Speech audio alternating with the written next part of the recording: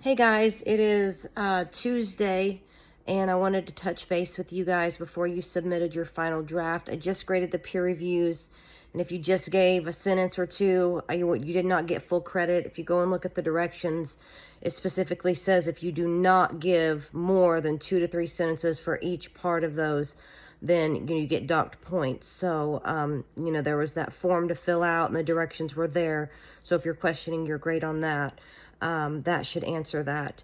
If you missed my video from yesterday, I am staying at home at least for the rest of this week. I'm assuming I am on day 15 now with COVID and the flu, so it has hit me pretty hard. So it's been super fun.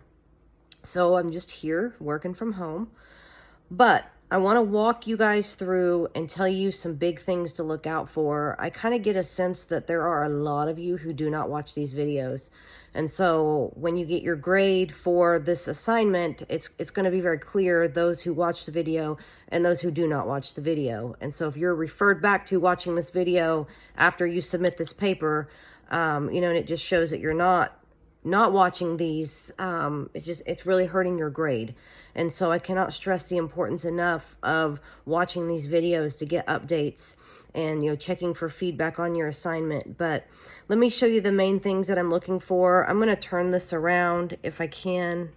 Let's see here. Okay, so it might be hard to see here, but I'm going to take you through here. What you see there is the format. You'll notice it's double spaced, indented. There's a heading up there. The title's not bigger. There's no extra space between the title and the paper.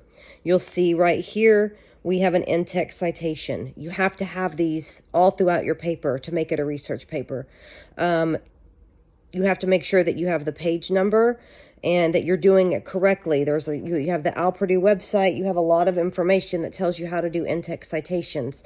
But you will have the title in quotation marks. You could put the author, but every time you use a source, this goes at the end. The period goes behind the parenthesis here, not before.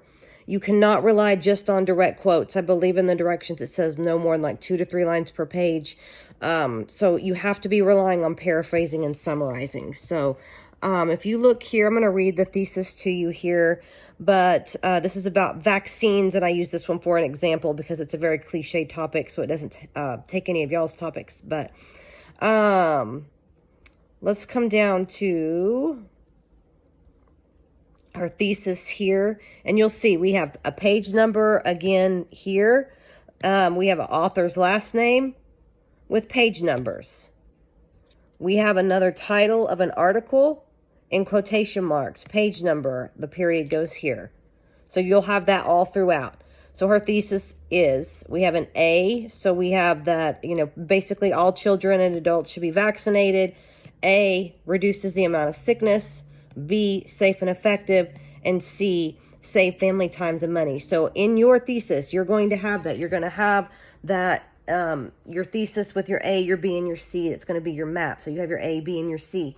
And then you're going to have, your paragraph for A, your paragraph for B, and your paragraph for C. Each one of those paragraphs has to support the thesis. It's about that one thing. So your first body paragraph after your introduction, after your thesis, will be about what you put in your thesis for A. Just about A, nothing else. They all have to have sources throughout them. And so then you'll put the rebuttal and all of that on there. So just make sure that you're following those templates. I've left a lot of videos referencing you back to the templates. They're in there. If you haven't seen it, you need to go and look at how this is laid out. So you're going to have, that many paragraphs that's in that sample there that are kind of like a sample outline that tells you where to go and, where to put stuff in at. So if you have not, go back and find that resource and look at the organizational requirements for this paper, because it is laid out very clearly. You have to have that works cited page, the hanging indent, that has to look correct. So let me come down on this paper and show you this works cited. If right here on this one, I leave this one blue to show you, you need to undo the blue and the underline. So you just right click it. Oops, for time purposes, let me go back. I lost it. Hold on. So you just click it, and then you'll have the option to undo it.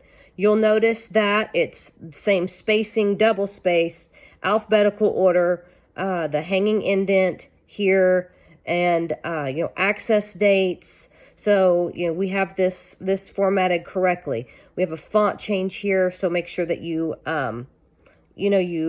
check your font, because a lot of times if you copy and paste any information, it's not consistent. So just make sure there's resources on all of this in the class in multiple places. So just make sure that you are utilizing those. But these are the things that I'm going to be grading you on. And for it to be a research paper, then it has to have these things. So if you have any questions, reach out. I'll answer any questions. So hope to talk to you soon. And please don't hesitate. I'll answer any questions you have and help you in any way.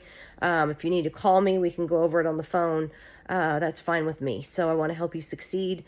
First step is going to be to watch these videos. So if you are still watching and it's before the due date of this next assignment, I really appreciate you, and it shows. So let's have a good day, and we'll see you all soon.